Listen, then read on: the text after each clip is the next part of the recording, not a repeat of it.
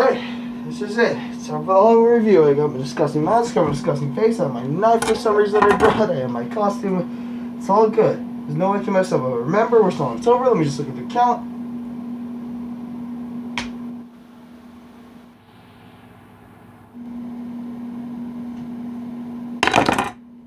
Motherfucker. God. Every bloody goddamn time I think I'm in time. Fuck it. Halloween 19... Okay, that's obviously a really bad skip, but that's honestly what happened last night. Halloween 1978, directed by John Carpenter, was a little film. You would even call it an indie film, honestly, at this point. Let's call it that. A short, small little indie film of an hour and 30 minutes, if I can remember, about a simple guy who, you know, just had a bad day and decided, let's go screw over everybody in my old hometown and murder everybody in sight. That would soon become the classic we all know and love, or at least pioneer the genre of slasher flicks for years to come. All of us trying to make that good old slasher flick to this day. And here's what I think about the classic movie. And that wasn't a joke, by the way, what I said earlier. This was an actual indie film. If I can remember, there was only about, at best, this could even be an exaggerated number, about $100,000 that was used for this. It was even so sure that that famous score they hear, the famous piano thing, the dun dun dun dun, that if I probably play, I'll get a copyright strike, so I can't play it. That was made by the director John Carpenter himself. He could not actually hire someone else to do it because of the budget cuts, and decided, you know what, screw it, let's do it myself. I can make something. Fun fact, he was even that bad and so surprised he could do it, he could still to this day, he confessed he could never read a note. That could just be a random rumor, but that's what I've heard. And that's even more of an incredible, astonishing achievement, that this guy could not even read a fucking note. And everybody wants to do his famous theme to this day. Wow. So I know most people usually go through the whole story of Halloween, but especially when it's a classic movie that I know for a fact, because I'm the only one who's this goddamn slow, unless you haven't seen it yet, which, please go watch it before we watch this review, because I'm going to spoil a bit. It's a classic review. I expect all of you to have seen it. I'm just going to talk about all the stuff that I love about the movie, just like the original trilogy of Star Wars that I did like a couple months ago, I think almost a year ago at this point. Goddamn. Well, it's not in December yet, but you get what I mean. Before the new Last Jedi came out, I just talked about all that I loved about the originals. So I love doing that, especially for these classic ones, and especially for a film like Halloween, I'm going to do the exact same thing. Literally being a year right after one of the most influential films of all time, and the one that would change the industry itself alone, Star Wars. Little small indie film like this would just come out and just completely just 360 everything, just pull the most random ass success story that you could ever expect. And in general, the story is just a classic tale, which is even funnier about it. And once again, it's not the movie's fault. Like, if you watch it now, you can notice as the years pass, it kind of aged a bit. Now, criticizing a little bit of the movie, you could tell more of the cracks coming out as the years go by. I noticed it watching it for the first time. Like, it has that classic cliche, oh, these teenage girls always wanted to get laid, oh, they're always nearly naked for some reason, always thinking about sex. Though, even in its defense, despite those cliches being around, it's still, ironically, they still have some really interesting kind of characters. You know, they're not necessarily just a bunch of teens you want to see murdered. You do get to hear about them, that most slasher movies tell, and why they usually bore me. You actually get to hear about their lives, what they do when they're not thinking about sex constantly. They talk about what they're going to be doing when they grow up. They talk about their lives around the town. They just, you know, do friend things, especially when it's about to come up Halloween, what they're gonna do, mess around. It's not just them talking about, ooh, what boy do you want to sleep with tonight? As if you really pay attention, almost every slasher movie for some reason leads to that. This is the one movie where I honestly felt like, wow, I care for these kids. I actually kind of feel bad when they get murdered. I know it's kind of messed up to say, you know, they're fellow human beings, you should feel bad, but when you're watching a story and it's meant to be developing on characters and plot, you have to care for them, because if not, as creepy as it sounds, you're gonna kind of want them to die at the end, and you're just gonna care about, okay, how much blood can I see splattered? Like, you need characters that when you care about when they die, that's what makes it terrifying. So when I watch someone freaking get stabbed, which fun little fact about the movie, a guy gets freaking stabbed on the wall of the kitchen and is just left there. It's amazing. It's like the coolest little hang decoration of all time. When that happens to him, I'm terrified and I utterly feel bad that he got murdered. As an impressive amount of effects and stuff that they could pull off, especially for, once again, $100,000. That famous mask that Michael Myers wears, I just realized the first time I mentioned his name, holy shit. That famous mask that he wears, it was literally, I've read, and this is incredible, it's Star Trek mask from, I believe, Captain Kirk, I believe that's his name. I don't watch Star Trek too much either, kill me later. That they literally just bleached completely and just decided to spray paint the hair green.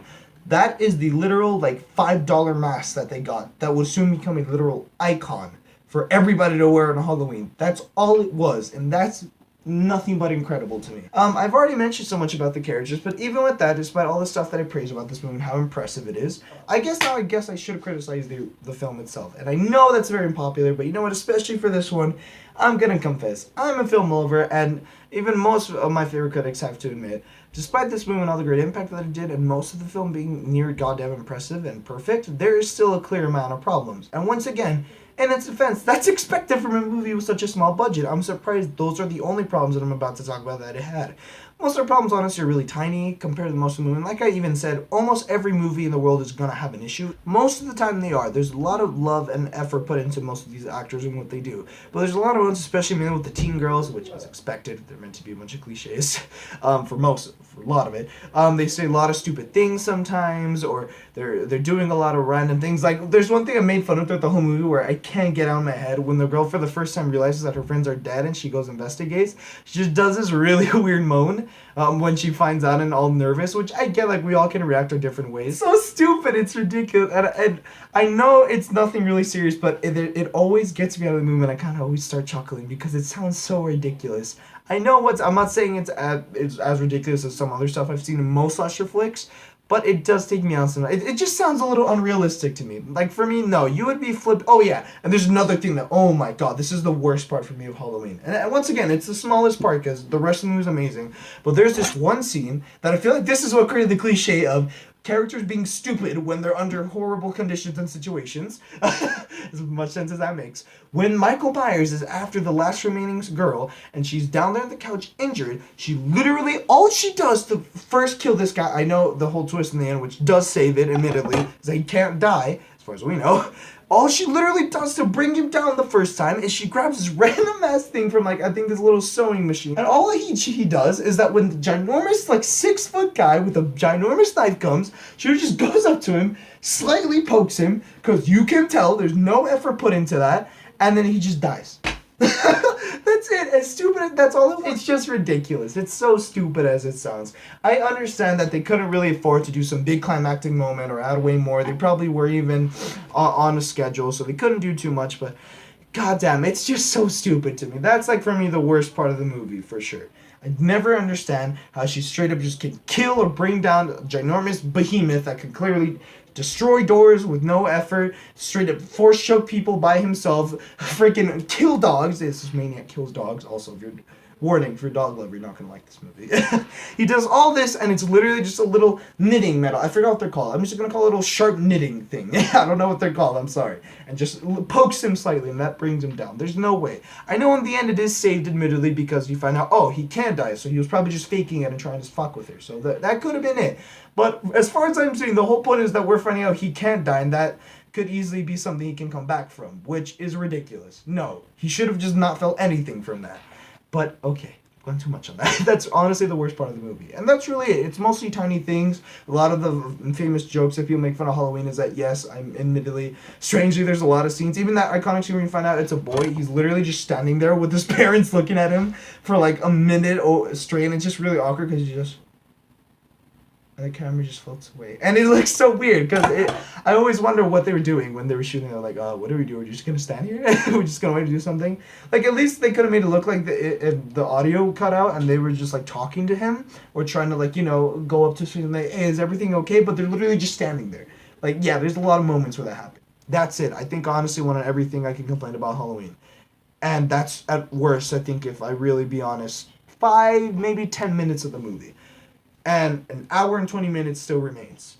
That's really impressive. Everything John Carpenter directed the shit out of this movie. He makes it look near impressive. One of my favorite scenes is actually, if I have to talk about one, where Michael Myers, when you first see like a full body shot of him, he's just on the staircase and the girl's trying to escape. And once again, it's another admittedly stupid cliche where, oh, she can't open the door, but it is kind of scary because it works well, where he's literally walking down into these really heavy steps, and it's like, I was wearing headphones when watching it on my phone, so it just feels terrifying. It's like he's coming down my own room itself, and then it's just every step he takes closer, it just looks terrifying, and I love it.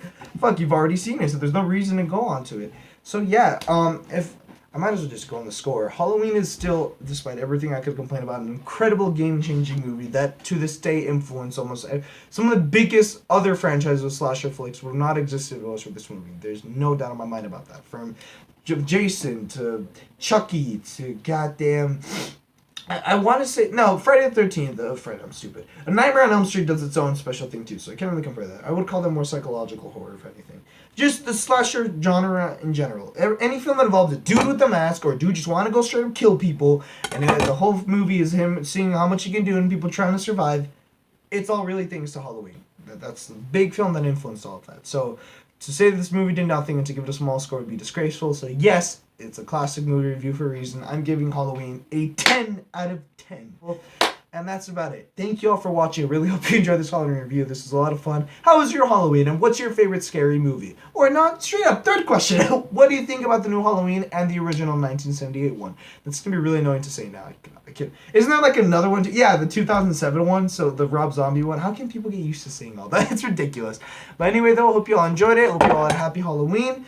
Watch Halloween yourself if you haven't seen it yet, and have a great night. Hopefully I don't kill you tonight for some reason. Why the fuck would I say that? Good night.